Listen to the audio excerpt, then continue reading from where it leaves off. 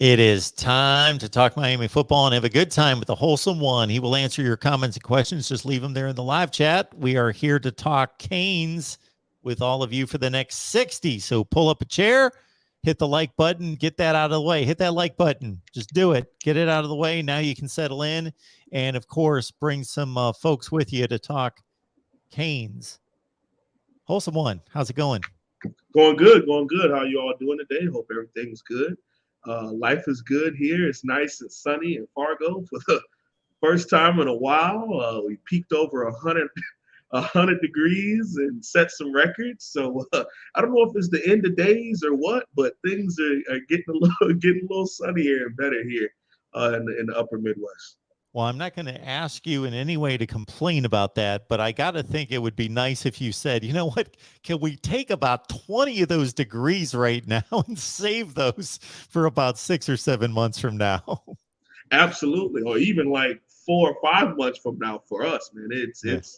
It gets rough, especially you creep into, like you said, 6 or 7. We creep into December and January where it's almost unbearable, and people ask, "Why do you live there again?" So, hey, good cost of living and a good education, and I have a pretty good job, so I'm happy and thankful for that. Absolutely. Appreciate everybody being here as always. You know the drill. You guys ultimately produce the show, but certainly we would love to build this to be even bigger and greater than it is on a regular basis. So please let people out there know that we're talking Miami football all the time with you. Falcon Rex with the super sticker right out of the gate. Falcon Rex, that does not go unnoticed. You know that. Thank you so much for your contribution each and every time. Wholesome One, good week at Miami in terms of player acquisition. That's where it all starts. You got to get the talent on campus before you can work with them. And Mario and the rest of the coaching staff doing some work. Yes, they are. The first half of a lot of what we talk about here in the bridge that happens in college football, from when young men walk through the door to when the young men leave, hopefully departing into the first or second round or maybe even third round of the NFL draft. And one part of that bridge is going to be the staff. And we have done that. We've brought in on paper at least a top 10 staff that has yet to coach a game, yet to coach a game. We have to leave that caveat, but we've done that half of it. Now, the second half that's going to be happening is bringing in recruiting and development of the young men that we bring in. Okay. And there was a little bit of silence and quietness, but over the last 72 hours to the stretch of 5 to 7 days, Miami has added some nice talent and two 6'6", 230-pound tight ends and a quarterback. So we've done some good things. I mean, I really love what Emory brings to the table, the quarterback that up from the northern uh, peninsula up top in the eastern coast. So I really like what he brings to the table. Nice size, dense, big quarterback. Nice arm. I mean, we've seen where you don't have to be from the South. You don't have to be from the West Coast. We've seen, and Mark, historically, some of the best quarterbacks came out of that area, even in the, Pennsylvania and places like that, where they were really kicking butt and spitting out some really nice quarterbacks. So I really like what Emory brings to the table. Um, we've seen in TVD where you kind of want to look for in your evaluation the intangibles that a prospect brings to the table. Yes, you want to talk about what they're playing up against, because that was a big knock even from me when it came to TVD, where I turn on the film and I'm like, I don't see a Power 5 player he's went against. And now he had some rough practices early on at Miami, but now you see he's statistically had a really good season last year and is thought of as one of the best quarterbacks, top 5 quarterback consensus going into next year. So it's not always about where you're from. You want to look for certain intangibles. When I look at Emory's film, those intangibles, not saying the same ones as TBD, but the intangibles of a Miami quarterback jumps off the screen to you. He reminds me of some of the ones we had in the 80s and 90s as far as a big dude who won't go down easily, who has a really nice arm, who allows his receivers to get jump balls or even put them out in space, likes to hit them in space in stride, which is something I love to see. Because what do we like to do at Miami? We like speed, speed, speed. And if we can get our wide receivers and tight ends to be hitting stride, the probability of them being able to use that speed goes up, up, up. And that's what we want. We want to be able to score points, hit them in stride, and cue the band. That's our big thing with the quarterbacks. Now the two tight ends, man, size, size. And Mark, for a while we were bringing in some, 6'1", 6'2", some H backs, couple inline tight ends with Skinner. We brought in Skinner last year, and of course with Arroyo, we had Arroyo, and of course with Will Mallory.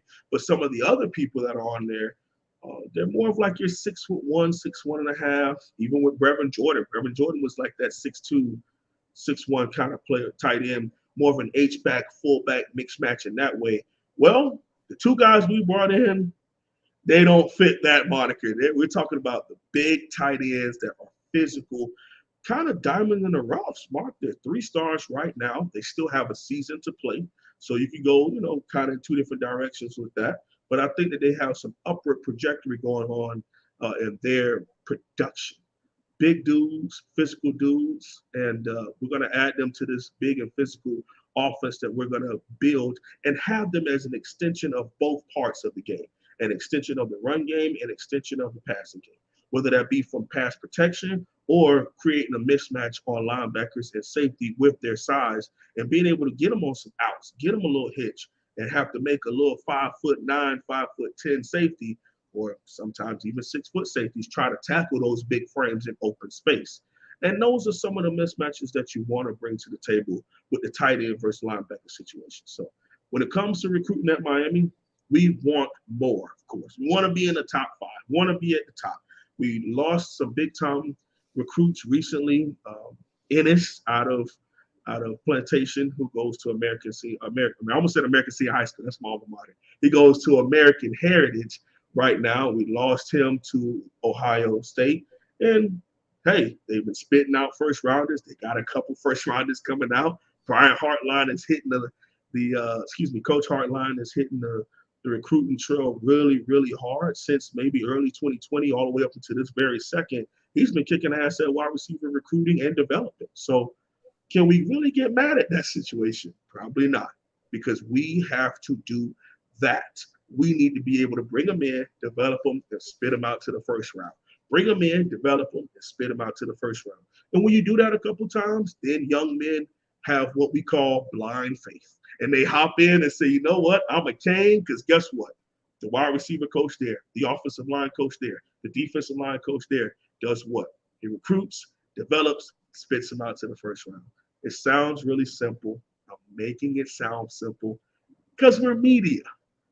But it's a little harder than it sounds.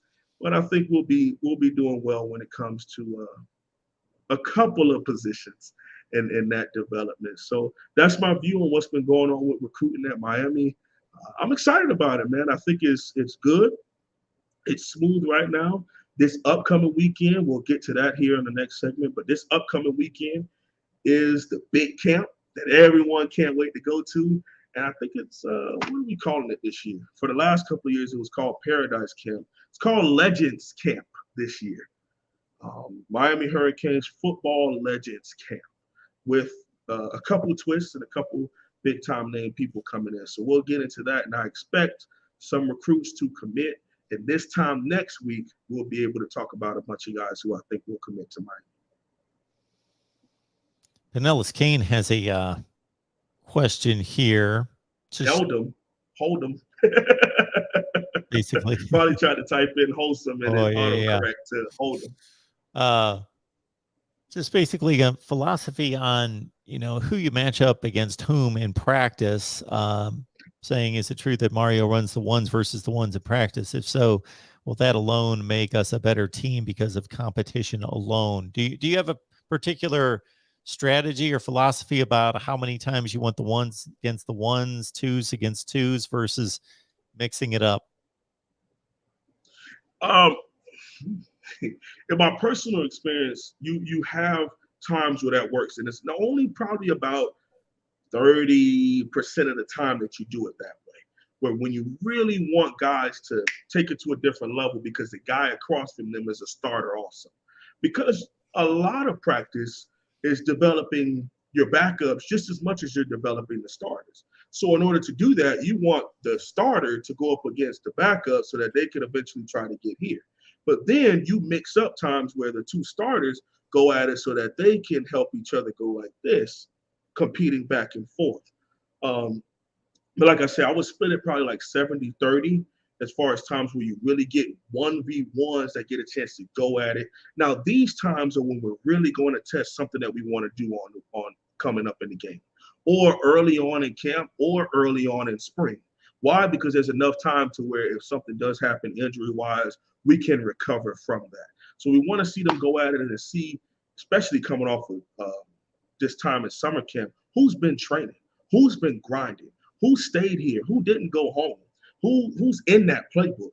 And we just go out and we call, hey, cover zero, and we go 4 wide with one back, and let's see, we're going to do one drive straight down, 1v1s. And let's see who really wants this. Let's see who stands out. And especially on that O-line, D-line mark, or inside run, where you got the nose and the center, and then the tackle, left tackle, and the right. And, they just line up 3 and 3, and the running back and the linebacker. And who wants to hit today?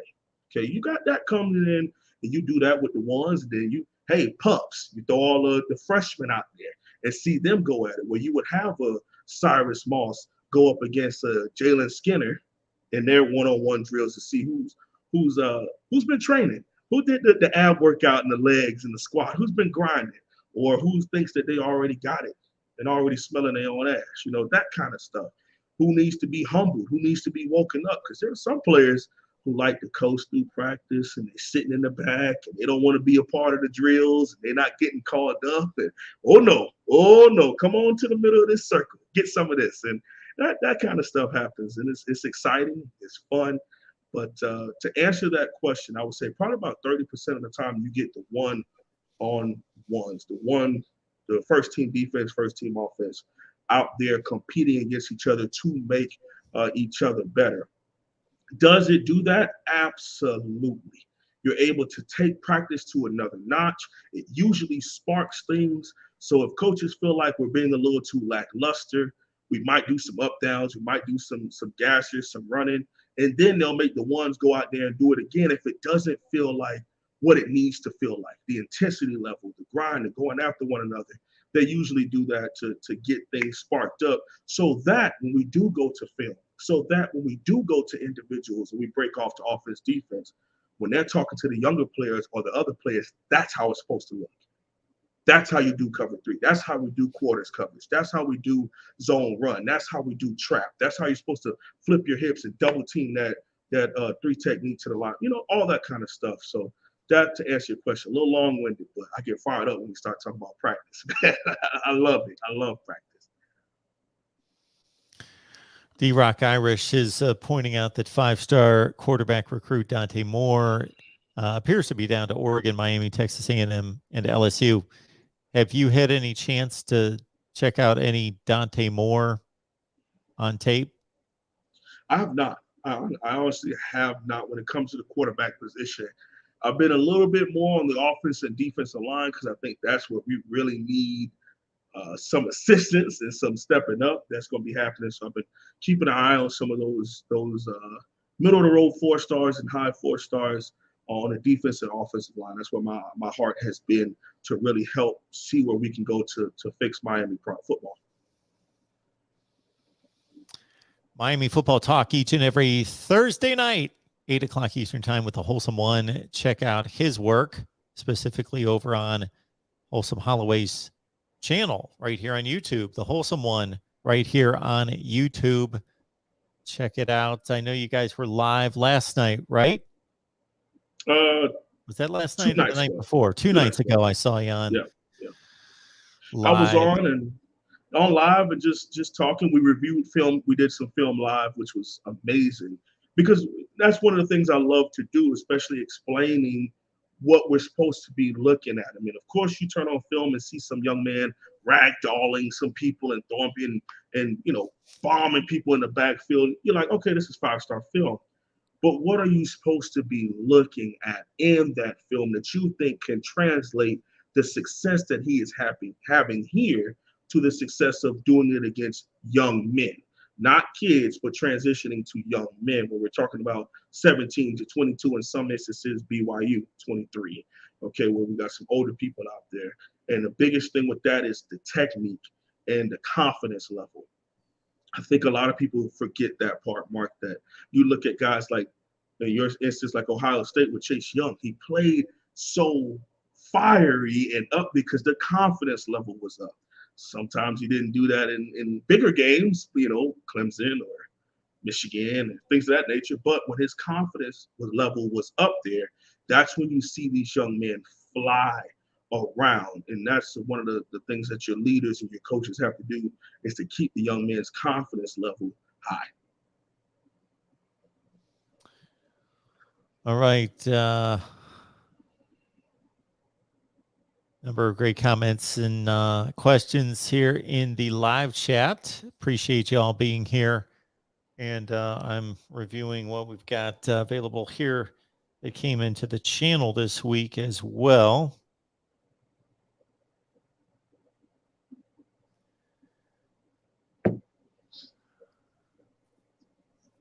When you look at the quarterbacks that are currently on the roster, okay, obviously they were recruited and signed by Manny Diaz. Now we've got, this is what, the second quarterback, Ja'Cory Brown would have been the first, the second quarterback that Mario has looked at. You know, whether it's quarterback or you could go to any position, have you seen enough out of the recruiting approach and who's been committed and signed to see? And again, you can take it to any position, whether there's a different, I thought of quarterback first and foremost, because I thought, is there a different style that they're going for, a different type of player, a different type of quarterback than what was recruited and signed by previous coaches? I think the simple answer to that is, honestly, I don't know. Why? Because the commitment level is not as high as most years. And in my eyes, Mark, it's a better thing that way. I want our coaches to be able to get full depth evaluation on these young men. I'll even take you to when it came to Emory Williams. Okay. One of the biggest things they did that separated the two as to why he ended up getting that committable offer, and we did that full course press on him, was when we got him in this past weekend on an official visit. They sat in and did hours of film with him. So our offensive coordinator is sitting there and they pull up his film, or multiple, different films. Hey, what's your check here? What's your check there? What are you looking at here? Okay, let's say the post is your first read. What are you going to do when you get this read? Okay, you thought it was cover two and you see them do the rock and roll safety late in your cadence. Where do your eyes go?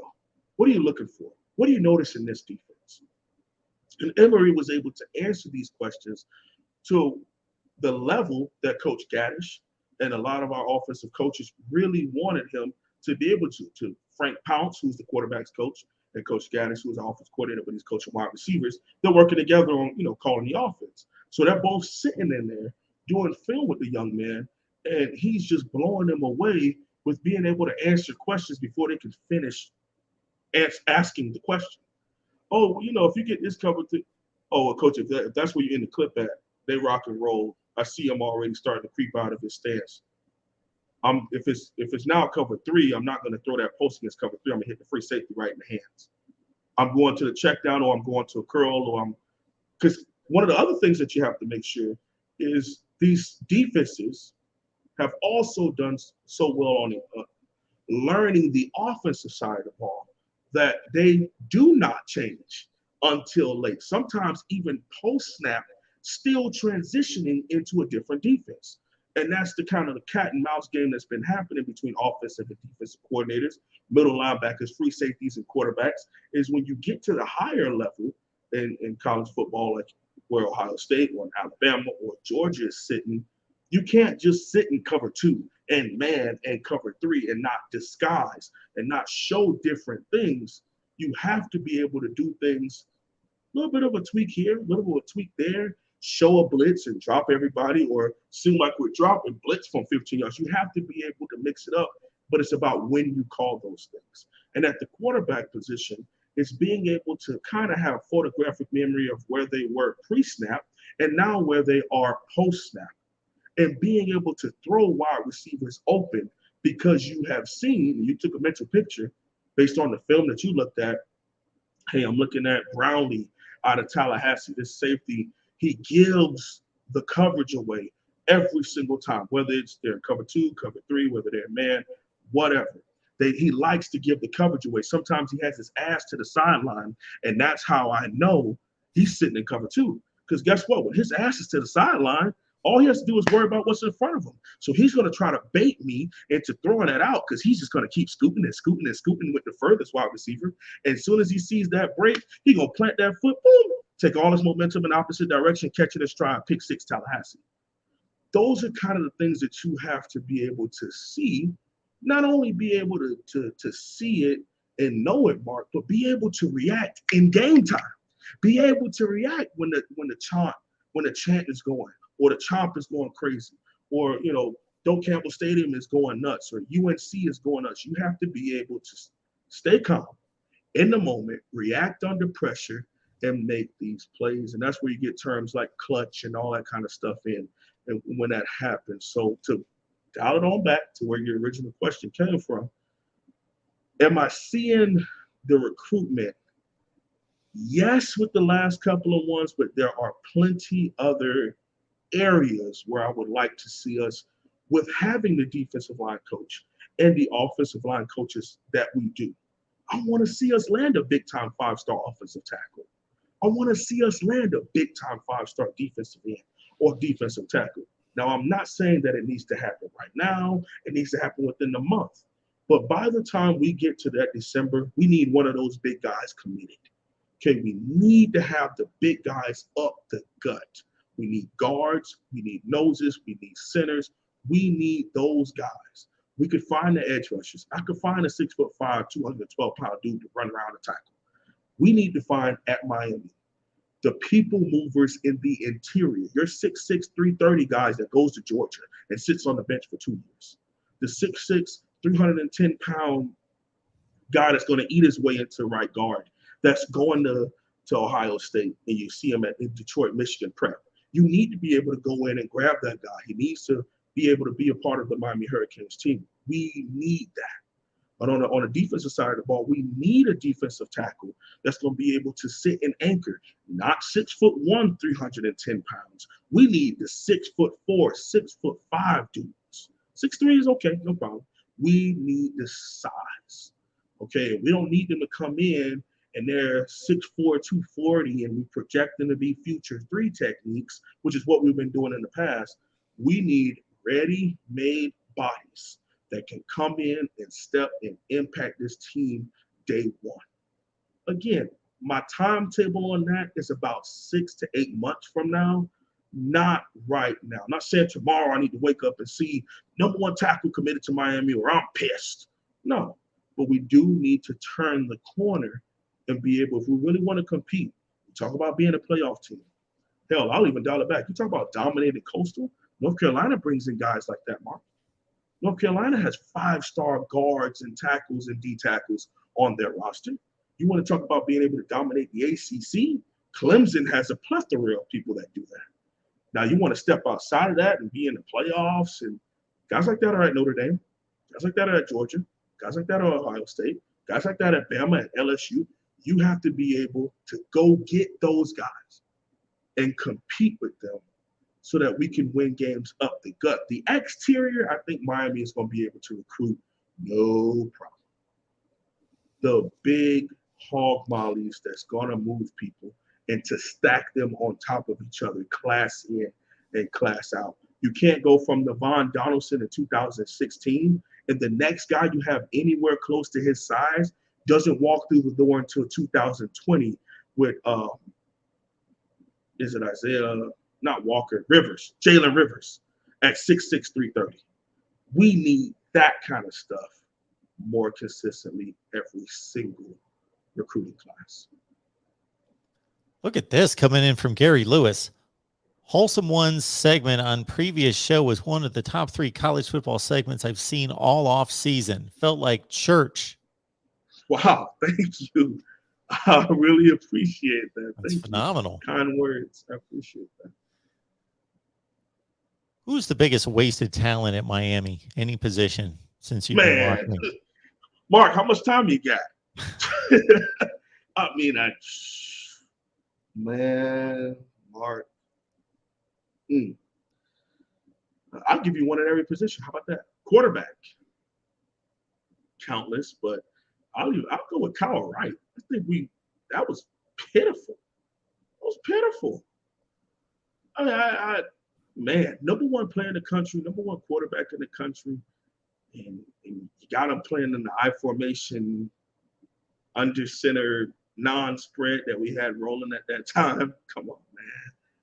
Uh, Running back, I think we've had some pretty good running backs. I wouldn't say we've done that bad at that position. Wide receiver, I would say we've done maybe Lawrence Cager that I could remember. You know, top 10 of his position came in and was okay. Goes to Georgia and takes a big step. I would say that probably him for me. Because, I mean, Amar Richards was great, but he got hurt, so that's no one's fault. Stacey Coley, you could argue him, but he goes on to get drafted and had a 1,000-yard season here, so can't really argue that. Offensive line, I would easily have to say Navon Donaldson or Chantrell Henderson. And maybe Chantrell Henderson gets the nod over Navon because it was not on. I mean, Chantrell Henderson had Art Kehoe, who was the best offensive line coach Miami has had. And even he couldn't get him to kind of take that step. And he was the number one player in the 2010 recruiting class going to USC, and then something happened with his transcripts at USC. So it was a whole bunch of drama surrounding that dude. But prototypical size, if he had this staff and this kind of leadership surrounding him, probably is a top 10 pick lock. Mark Pope does come to mind at wide receiver, but I think that had more to do with scheme than, yeah, you know what, Mark Pope. Mark Pope's on that list too. He's at one point was thought of as a 5-star and never once showed that at all at Miami. His best play was catching a Hail Mary tip pass against Va Tech. That's his best play at Miami. Wish him the best, but for being honest, he would fall into that category. Tight end,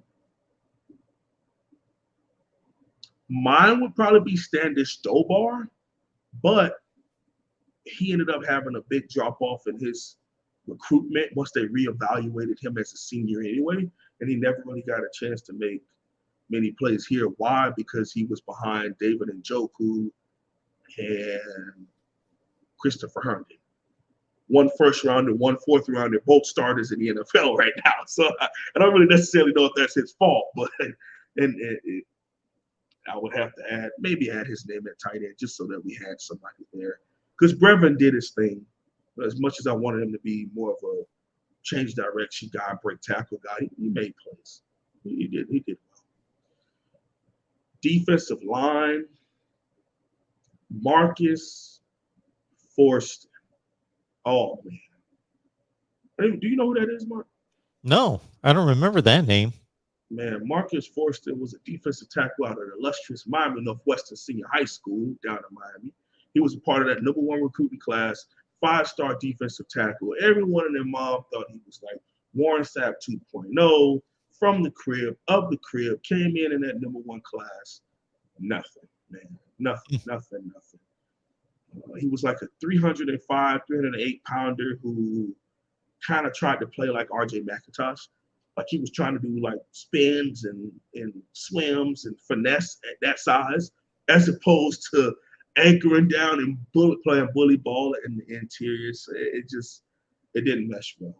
He left early as a junior because he didn't want to play for Al Golden, and things kind of derailed there. But linebacker Raphael Kirby. Mark, this man had dude, he would hit people, Mark, in his highlight tape. he had like fireworks and explosions and all kinds of stuff happening. He looked ready-made, 6'1", 240 pounds, big dude. Was going to play inside linebacker next to Denzel Perryman. And man, the hype never matched what we got at Miami. Not once. Defensive back wise, what would a guy be? I don't know, because a lot of those guys had some pretty good times or plays or seasons.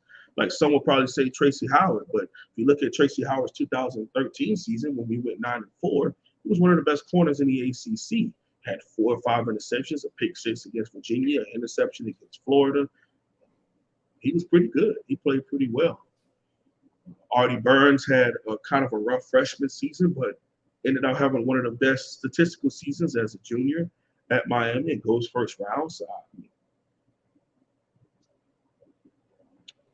there's that. So I really wouldn't say anybody in the secondary. Oh, yeah, they're bringing up Willie Williams. Yeah, I mean, I guess I was thinking about guys that I remember seeing play, to be honest with you. I didn't necessarily see Willie Williams play. I was a youngster at that time when he signed with Miami, came to Miami. So my bad on that. But I did bring up Cal Wright, so I guess can't have it both ways. But I definitely didn't.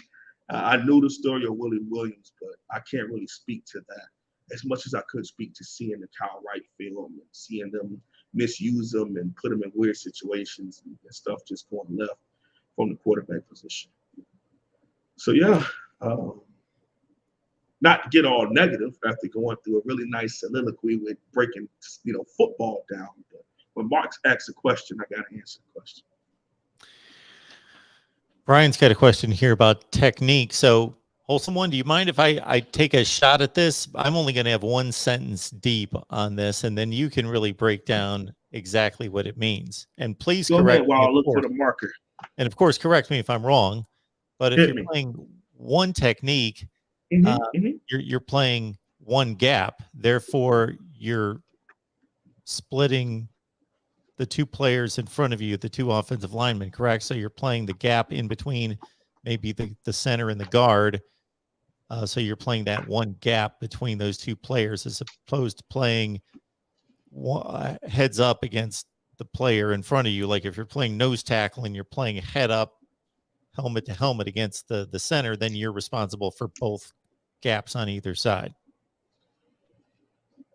Okay. In your philosophy, you're breaking it down. You got the latter half of both of them right, but just not the first half. Okay. So you're correct about the 2-gap system as opposed to the 1-gap system. But I will explain because what they're asking is the technique itself, not the scheme, but the technique. Gotcha. So in the 34, you 2-gap, and that's regardless of either position. Okay, that's a 2-gap. In a 43, you 1-gap because that's one less person in the box and everyone is responsible for one gap, like you were saying. But what they're asking about is the technique. So like I said, a 5 technique, a 3 technique D tackle, and a 1 technique defensive tackle. We talk about this a lot with defensive line and me. Okay, so let's break it down here for you. Can I get the full screen, Mark, so I can see it? Okay. All right, here we go. Y'all ready? Let's do this thing. Okay.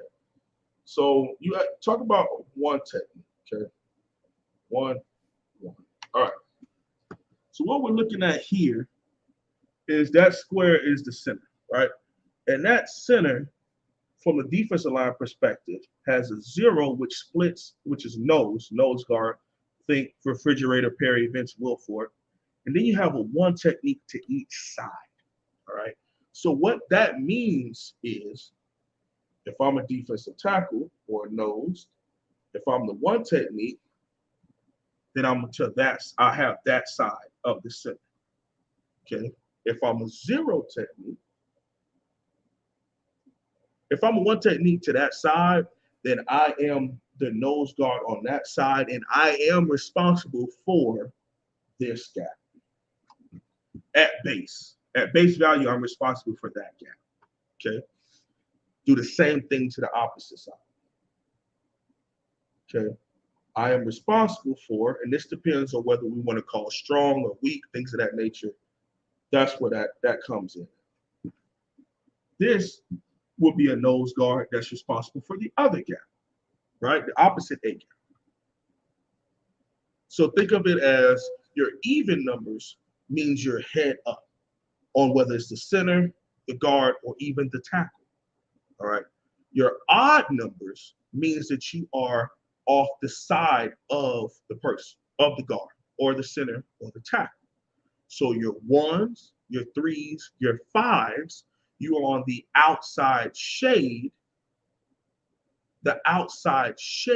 of the center, the guard, or the tackle. So, just like I said, if I'm the nose and it's a one technique and it's the center, then it's the outside shade of the center. Okay.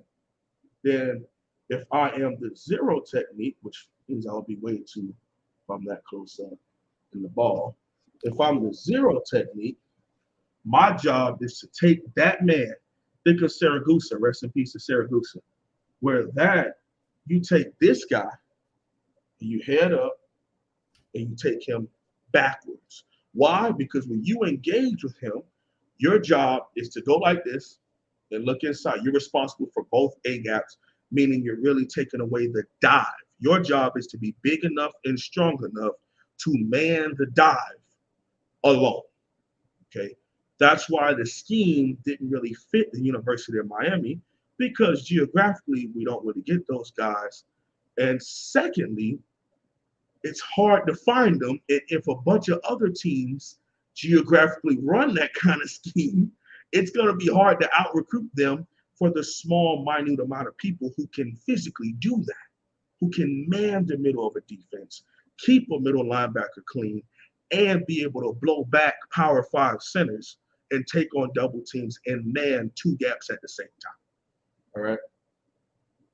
Now, a two gap, or a 2-eye, excuse me, a 2-eye would most likely be a defensive tackle. So they are head up on the guard. Okay, that's their job. They are head up on that guard. That's what a 2 would be. So the center would be over there. There's a 0, and this is a 2 right here, head up on the guard. All right. So those are your big differences. You got your one technique over here. So let's put 1 here, nose, and we're responsible for the A. And then 2 gap here, you're responsible for the man. Okay. How would you use these kind of schemes? If we're going with a 2 technique, more likely than not, Mark, we're responsible for the man in front of us, which usually means that we're going up against a zone team, things of that nature. So we want our defensive tackles not to shoot and go with gaps, but be able to skate the line of scrimmage and maintain the line of scrimmage with those players down the line of scrimmage so that you don't lose, you don't false step or take steps inside. You'll be able to engage that guard and kind of scoot down the line of scrimmage and disengage when the running back gets close to you. Okay, so those are the difference between a 1 technique and a 2 technique defensive tackle. The ACC announced a few months ago that it's going to a 3-5-5 scheduling format here in the coming years, but did not specify which teams would be designated to which teams. And it's widely thought of that after Miami, Florida State being paired, that another likely candidate for Miami would be old Big East rival Virginia Tech, because those two teams go back about as far as anybody in the ACC going back to Big East play. And Virginia Tech and Miami get together on October 15th in Blacksburg. And we're doing a series in which we're bringing on media guests from some of the top opponents on the schedule. We got our guy, Paul Van Wagner from ESPN Blacksburg, joining us tonight. Paul, what's going on?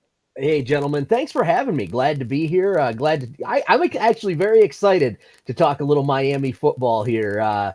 It's funny because you ask the Virginia Tech people that played years ago, who their top 3 rivals are, right? And without fail, Miami appears in that group, and the Hokie Nation has a strong angst, if you will, towards the Hurricanes. So I'm very excited about this. I think it's a respectful feeling, but like, Agreed. yeah, Agreed. yeah. Like Miami definitely is in that tier of teams that we don't like. Well, it was one of those rivalries going back again to the Big East days where Virginia Tech was some years the only team that would give Miami a run once Frank Beamer obviously built the program to a certain level in the mid 90s and then going forward after that. So, Paul, new coach, Justin Fuente, of course, showing the door. Brent Pry comes in from Penn State. Give us a feel for Virginia Tech football. You give me a feel and then we'll both know. It's interesting because Brent Pry is saying all the right things, right? He comes in, we're going to recruit within a 6-hour geographic region. Obviously, I hate to do this to the Miami people. We're still coming down to Florida, though. You can't not, right? Like, that's a hotbed of talent. You got to come to Florida.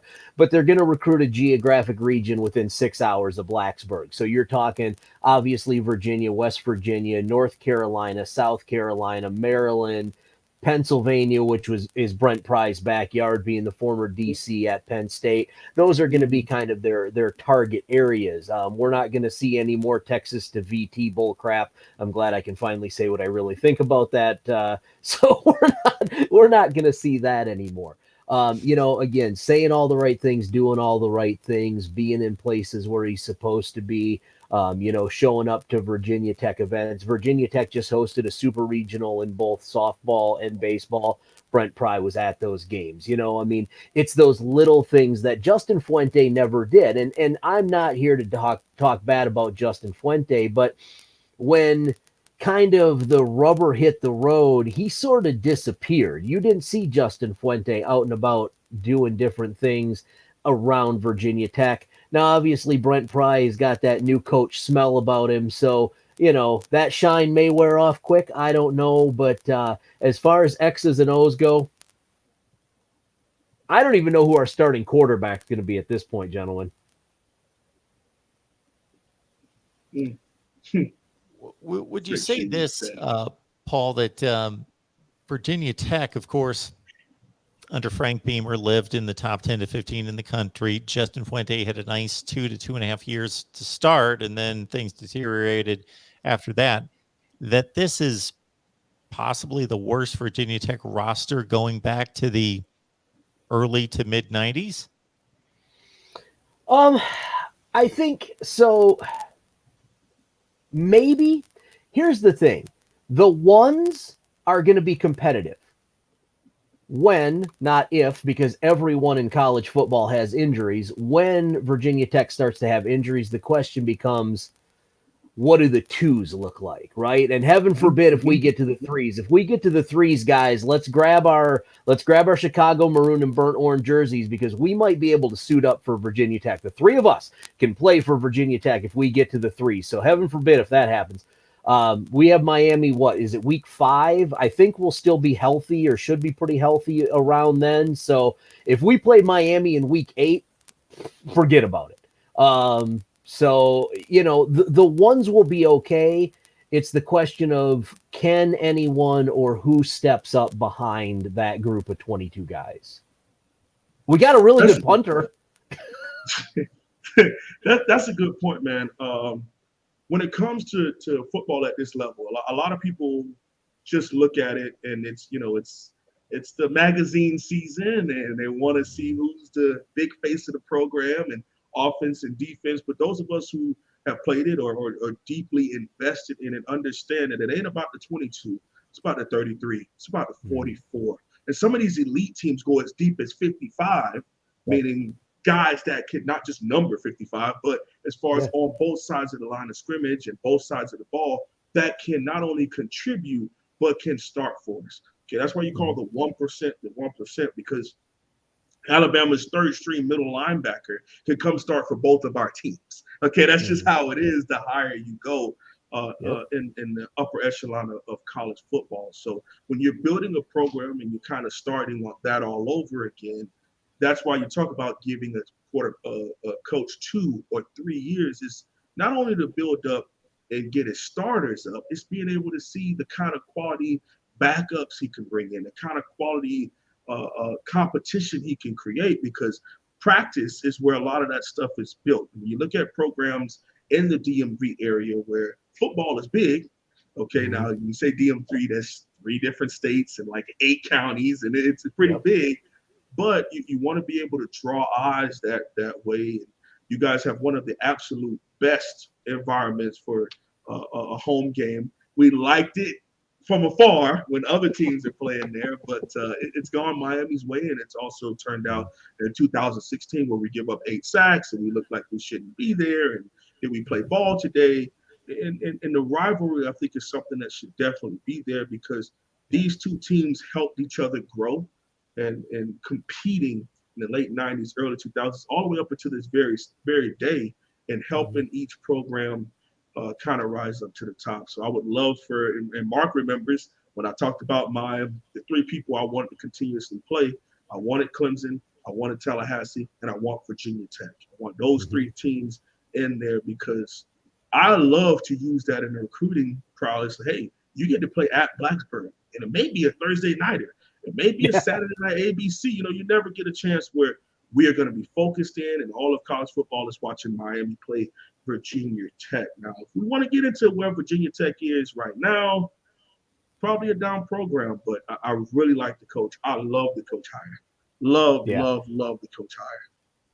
I think he'll be good. I agree. We got to give him some time. We can't, Justin Fuente had a 10-win season in his first year, and everyone was like, oh, let's see, 10, 9, 7, 6. We lose to Maryland in the bowl game last year that we probably shouldn't have even been in. And in all reality, I saw somebody post something about that earlier across the bottom. Like, you didn't play Virginia Tech. You played against the Blacksburg High School B team. Like, that wasn't Virginia Tech that Maryland beat in that game, So it's going to be interesting. I will tell you right now, I am not looking forward to seeing Miami and Blacksburg. I mean, I am, because it's Miami, but as long as Miami shows up I don't think that there's anybody out there that realistically doesn't think that they should truck Virginia Tech just because they have more talent. I mean, that's, I know we don't play the game on paper, but you take a look at that Miami roster, and that's loaded, man. I'll take your 2s if you don't want them. No, we're gonna hold on to our guys, man. We want them to be here. We want them to develop, and that's the thing.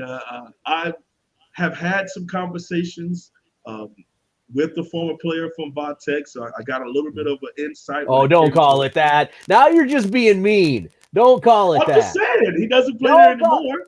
Don't call it Vatech. That's you find yourself in a fight at top of the stairs if you start calling it Vatech. Really? You guys don't like that? Oh yeah, no, seriously. That's I'll send you, make sure I got his email. I'll send you a copy of our media guide. No joke. In our media guide, one of the first paragraphs that they give out to the announcers from any other school or from ESPN or whatever is things not to call Virginia Tech. And Vatech is You want to make friends in Blacksburg? Walk around going, man, Vatech is fan. Oh yeah, Virginia Tech University is another one. You add university to the back of it. Oh man. Oh yeah. You just say the whole thing, or just say VT?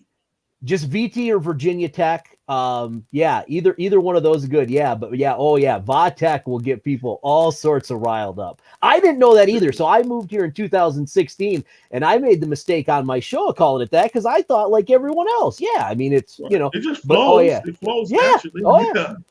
But their argument is you don't call Georgia Tech Tech, so why are you calling us Vatech? Okay, I can take that. I've never heard Tech in my life. You're right. That's the easy way to shorten it, though, because VA is obviously that's the abbreviated version of Virginia. Yeah. So it leads you right into Vatech. Sure. Yep, and then it leads you right into a fight in downtown Blacksburg. Okay. All right. I'm looking out for my friends. That's all I'm doing. I'm looking out for my friends. Well, I'm I'm guessing. keeping you guys from getting beer bottles thrown at you. That's all I'm doing here. I think you're looking out a little bit more for me than the wholesome one, because he could probably, I know that he could handle himself much better than I could. So I'll ask you this, and if the wholesome one has anything else, I'll leave us with this. So wholesome one, certainly chime in after this if you got anything else for Paul and everybody. It's Paul Van Wagner from ESPN Blacksburg. So since there is a rebuild here at Virginia Tech, and Brent Pry does have some honeymoon period to work with, what's a successful season look like? So we had this conversation yesterday on the drive, and success is going to be 6 wins in a bowl game.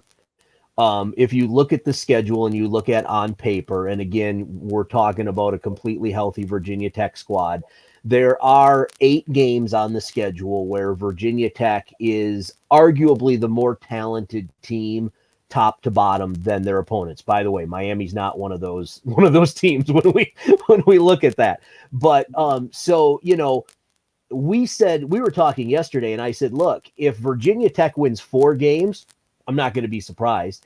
If they win 8 games, I'll be happy, but I also won't be surprised. I think 6, maybe 7, you might be able to steal like a North Carolina or a Pitt or something like that, that would get you to 8. But I think 6 or 7 is probably anything more than that. And it's like, okay, we maybe need to build a statue for Brent Pry. I'm really big on. I'm a defensive guy, so that's the reason why I've known about Brent Pry for a while now. Studied some of his tape. What I am a little nervous about is him transitioning your defense to a 34, which is what he's normally used to, because the Virginia Tech natural defense was similar to either the 4-2-5 or an attack 43. Where you was like filling the NFL with these defensive backs because they were playing in space, some press man, some cover 3, funneling people into holes and hitting their nickel and stride pick 6. But one thing about what he's going to bring is a sense of toughness. Now we can ask, is this going to turn into him playing great defense and then transitioning the offense to just dive, slant, dive, play action, and try to really bring the Big Ten ball down there to Blacksburg, where it's black and blue football, and we're hitting you in the mouth. And if you come here and you want to do that spread stuff, you might get us. But if you come here and you try to establish the run, and we're stopping the run, it's just going to end up being 2006, 15-12 kind of back and forth game. He was like that as a player, very hard-nosed, aggressive guy, and so he's going to expect that out of his players and out of his leaders this year. Again, statistically and strategically, as far as scheme-wise, great fit, amazing fit. Depending on what's going to happen out of that offense is where I kind of have my questions about where Virginia Tech is going to go this season. But by week 9, week 10, I won't be worried about his defense. Those guys will be coached up well, and they will be playing hard football. May not be talented, but they'll be there. It looks like he's going to start with a 4-3 kind of a base defense just because of the personnel that he's inherited.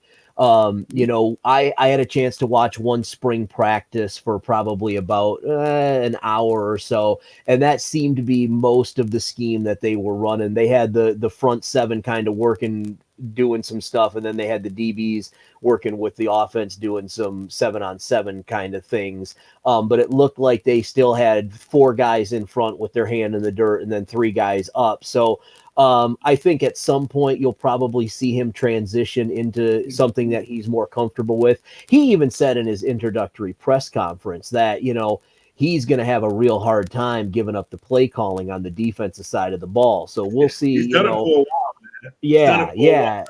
Yeah, that's exactly it. So he does have some talent on that defensive side of the ball. I mean, Dax Hollifield is a thumper. I wish I wish he was either 2 inches taller or 2 inches wider, because I think he could play at the next level.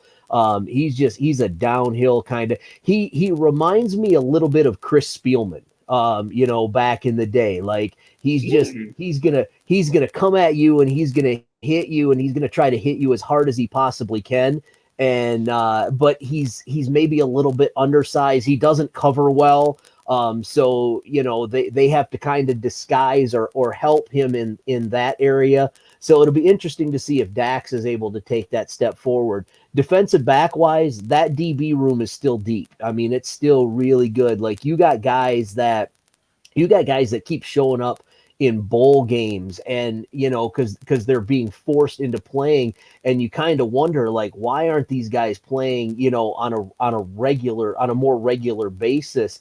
But they're kind of buried in the depth chart. Sounds like us under Manny Diaz. Why isn't the other guys playing? That's exactly it.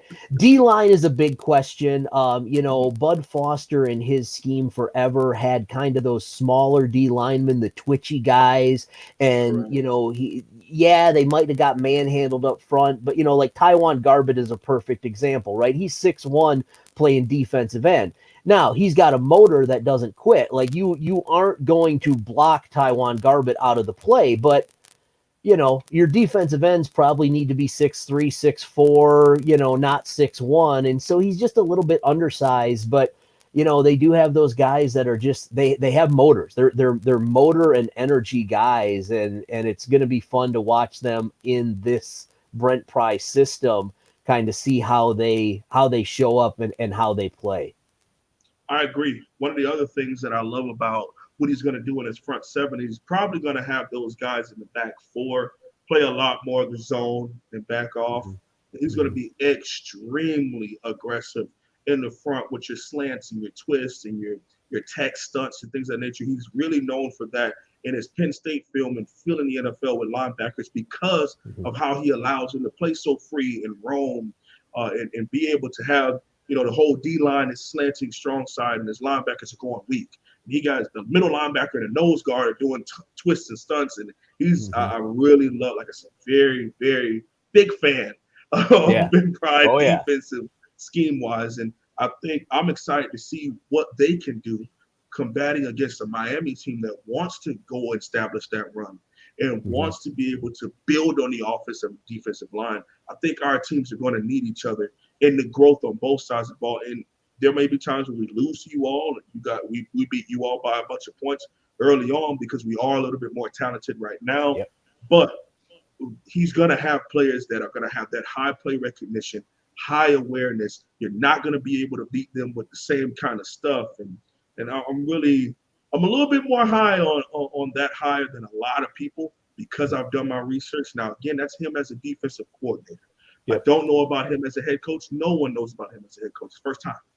All right. Now, being able to transition that into kind of feeding that into a team, depending on your personality, it can take a while to do that.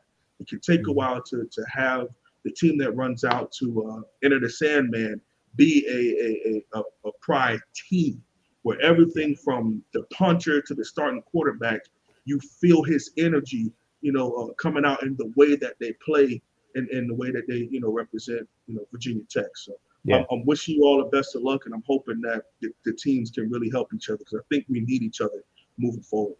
I agree. I mean, I think a strong ACC, obviously you got to have Clemson, you got to have Florida State. Am I allowed to say Florida State here in this? We say Tallahassee.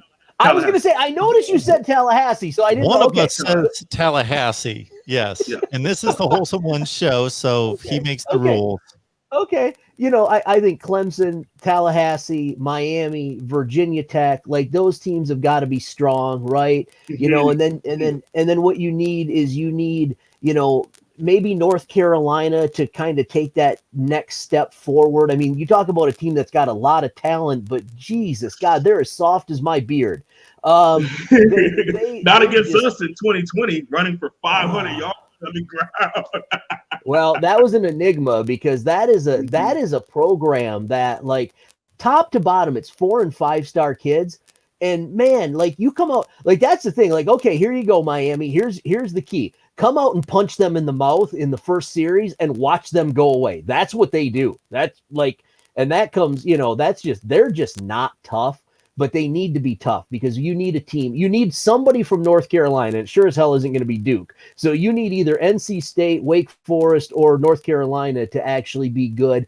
And then you need the teams to pop up every couple of years in order for the ACC to be relevant, right? 1 year it can be Boston College. 1 year it can be, I'm going to take your advice. 1 year it can be Charlottesville. Louisville can pop up every now and again. You know what I'm saying? Like, so Right. you just but you need that core. You need Virginia Tech. You need Miami. You need Tallahassee. You need Clemson, and you need one team from North Carolina that every year people look at them and go, we don't want to play them non-conference. Yeah. And it could be from them having this great offense or great defense, or they're just a team you don't want to play in. Maybe they're 9-3. Maybe they're 8-4, but they're a tough out. We need that fourth or fifth team to be a tough out. Now, I'm not a big conference guy like the SEC people are, where I'm just like rooting for everyone in the ACC. But coming up on these conference sit downs with the TV and being able, what is it called, Mark? I'm going blank on it, Mark. Just in terms TV of contracts. Yeah, TV contracts. You need you need VT, you need those logos, you need the Clemson Paw, you need UNC, you need those logos to carry some weight so that when it's time to come to the table and we need to be able to negotiate, we don't go, well, it's Clemson and a bunch of other teams that could be good if things work out well. And on our side, on the Coastal, Pitt was good. That was nice that Pitt did what they did, won the conference, when it played Michigan State in the big bowl game, to show people that there is and can be other teams in the ACC outside of Clemson and maybe Miami when we wake up, or maybe Tallahassee if they ever get the head coach right, that can really present a good team and compete in the big bowl games. I mean, what are we, 4 or 5 years away removed where we had the highest postseason win percentage? Well, like I think 6 or 7 of our teams won the bowl games. So we're not too far away removed from it. Now, again, a bunch of us in the ACC have brand new coaches. So I don't expect everything to go like this. But I give it a couple years. We got to compete, man. Not saying we got to be the SEC. We won't be. We just don't. We won't be that. There's no way you're going to get that. We won't have the money. We don't have the amount of public schools and 10-year pedigree. We won't be that. But we can work to be compete against the Big Ten. We can work to, to me, we're better than the Pac-12. So that's the place I would aim to compete against is the Big Ten. And of course, just like they have Ohio State and they have 2 or 3 other teams that are tough outs, we got to have Clemson and 3 or 4 other teams that are tough outs and can draw eyes to the TV screen. I agree 100%. Excellent stuff. Well, Miami took them down 38-26 last year. The last trip to Blacksburg was a 25-24 nail biter for the Canes 2 years ago. I remember that one well. Paul Van Wagner joining us from ESPN Blacksburg. And Paul, we always appreciate your time and good to see you. You guys too. Thank you very much for having me on. I do have to ask one question. I've been debating since I've been on. This is all my hair. This is all my hair. No, I need to ask. I need to ask, and I'm trying to think how I want to phrase this because I don't want to offend anyone here.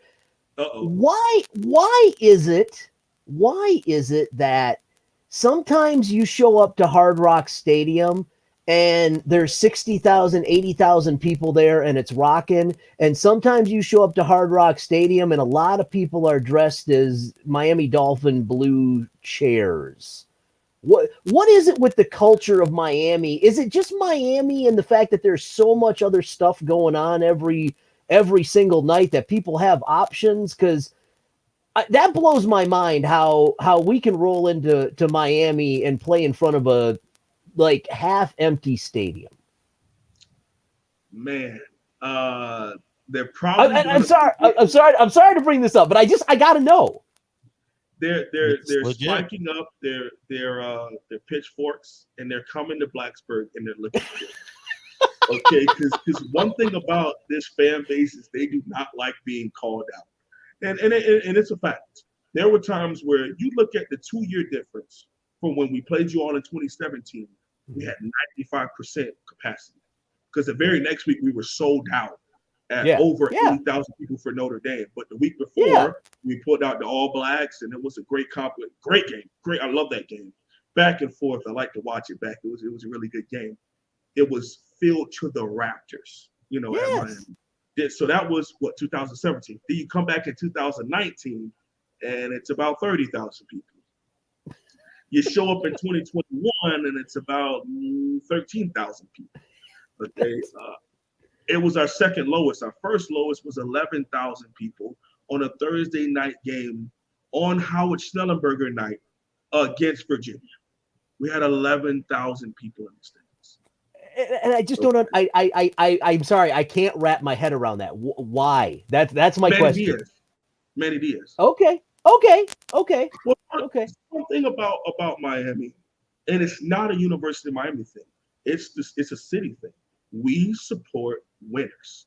Okay. Even the old Orange Bowl, people like to use the adage, well, the Orange Bowl it wasn't filled out every week. Yeah, okay. We're not Nebraska where you're going to be there every single day. But in the big games, the Orange Bowl was completely packed. Well, there's times when we have big rival teams that come here and it's still not super packed.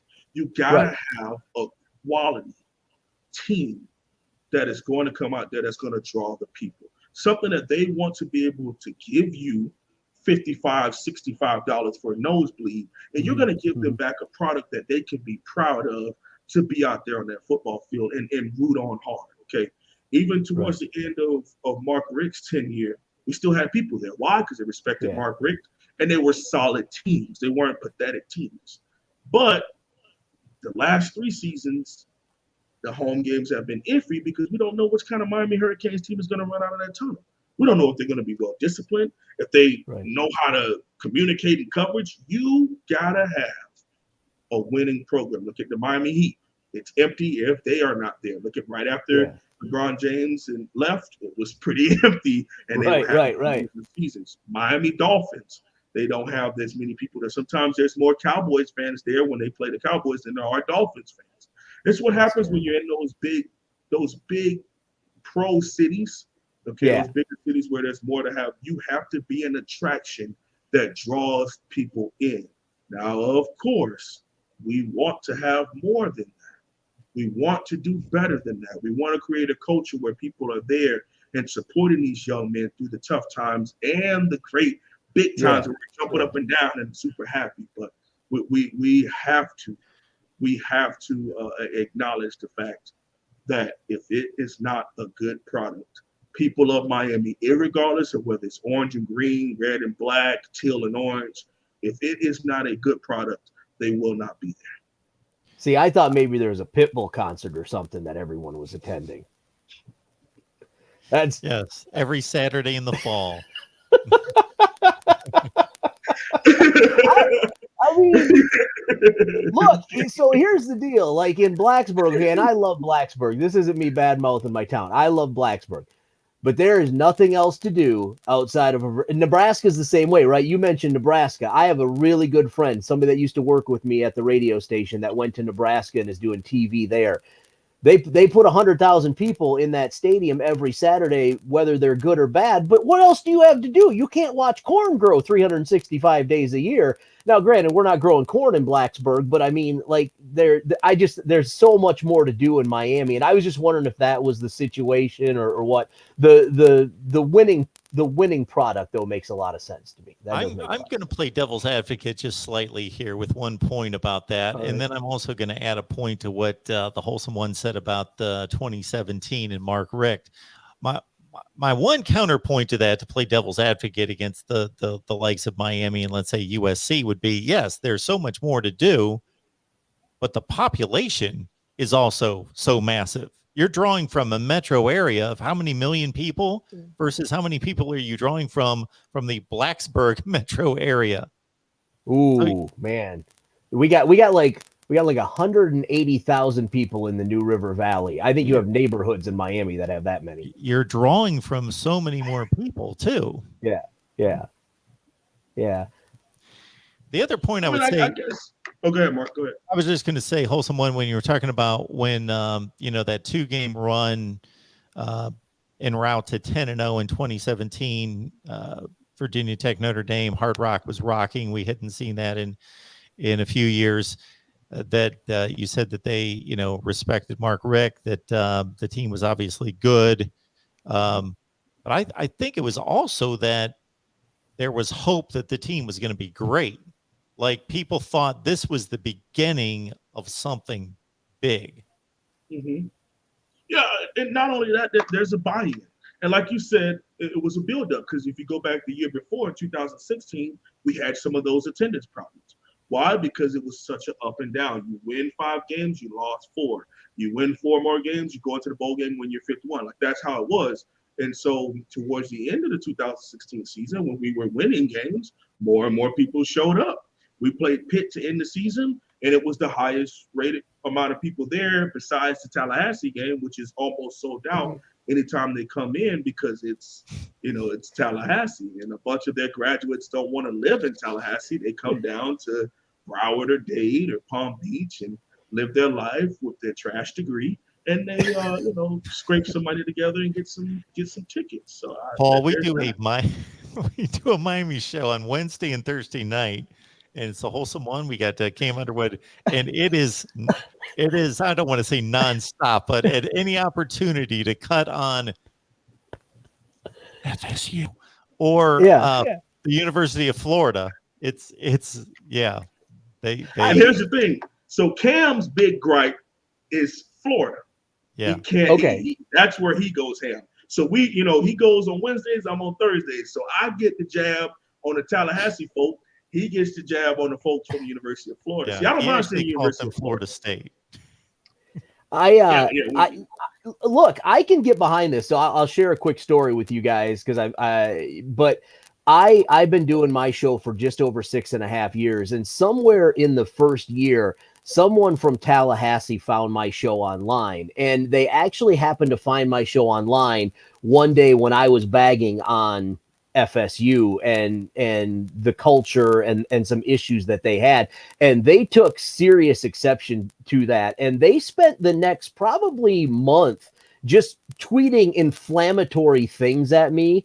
And so I can 100% get behind the dislike for that school in the Panhandle of Florida. I'm with you 1,000%. I have never had a problem with Virginia Tech, and I will now refer to them as Virginia Tech with no problem. I have no issue with Virginia Tech, but I have lots and lots of issues with Tallahassee. That's fair. I can get behind that. Yeah. We do a seminal show before our Miami show on Wednesday night. They run back to back, Paul. So it's quite the crowd overlap. The Miami fans show up early and attack the Florida State show, and then the FSU fans sometimes hang out and jump on the Miami show. It's fun. It's all good for college football talk. It's good for me. It's good for what we do.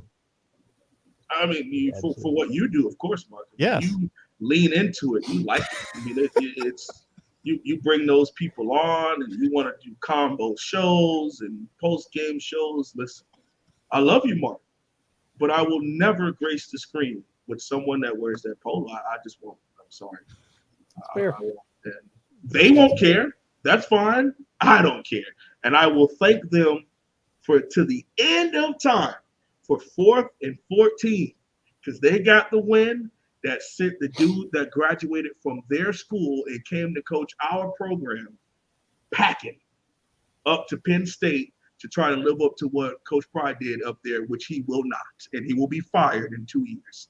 Okay, so keep that in mind. Thank you so much, Tallahassee people. We appreciate you down in Corcades. Good stuff. Paul, we appreciate you being here.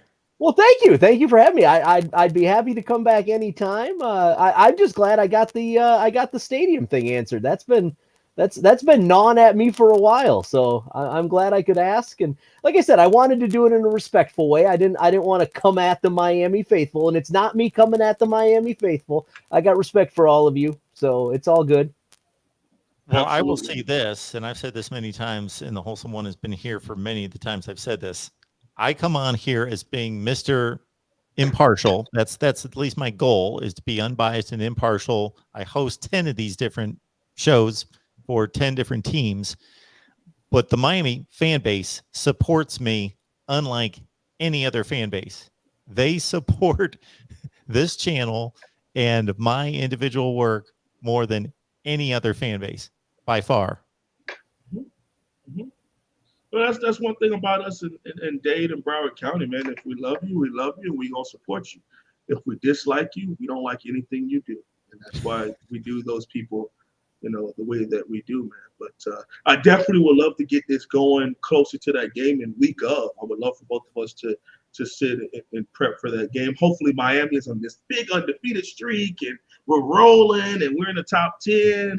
We got to go to Blacksburg. Could be.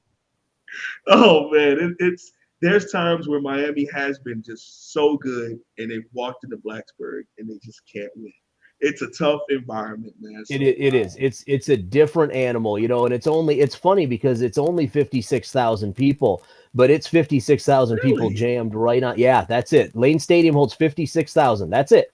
It's a small stadium, but they are jammed right on top of you. You got the students on one end zone, you've got the Corps of Cadets on the other, and and then the other thing that they do too, if you ever get a chance to look, if you're ever in Blacksburg, take a look at what they do to the opposing team, right? So they stick their fans on the east end stands, which is the visitor side of the field, but they stick them up in the top corner. So like even if you sell every one of your tickets, you still can't hear everyone because you're so far away, and then you're surrounded on all areas by Virginia Tech people. So like it's just Hokie Nation does a really good job of kind of isolating the opposing fan base. Now you'll see a smattering of Miami people that got their tickets on StubHub, but like for the most part, they're stuck up in a corner, and you can't.